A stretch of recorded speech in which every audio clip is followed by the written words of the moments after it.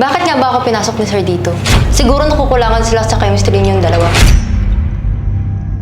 Ba't ka ba dumating? Ang dami-dami ng candy, dumagdag ka pa. Eh kayong dalawa, matagal na kayo, di ba? Matagal na. Parang nangangalawang na. Candy ka lang eh. Hanggang kailan kaya itatagal mo dito? Baka bukas makalawa wala ka na dito. Because I do believe what original will be never irreplaceable. And you, like you will always be replaceable.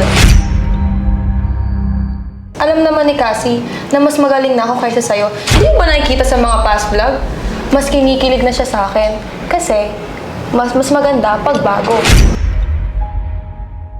Hindi mo ba napapansin yung mga TikTok namin? Oh, may post pa nga siya na sinusubuan ko siya ng leche flan. Tapos sinabi niya pang dalan ko pa raw siya ng food. Hindi ka ba nagsiselos dun? Palibasa kasi, inuutusan niyo siya.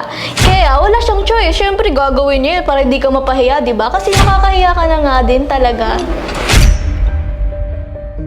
Anong pinaglalaban mo, Mitch? Sure ka na ba dyan sa mga sinasabi mo? Eh kung matatag kayo, bakit marami nang nagbabago? Tsaka Kiara, may gusto lang ako sabihin sa'yo. Kasi di ba candy ka? Kung candy ka, para kang bubblegum eh. Kasi patagal na nawawalan ka ng lasa. And ano bang ginagawa ng mga tao kapag nawawalan ng lasa yung mga bubblegum? Di ba dinudura lang?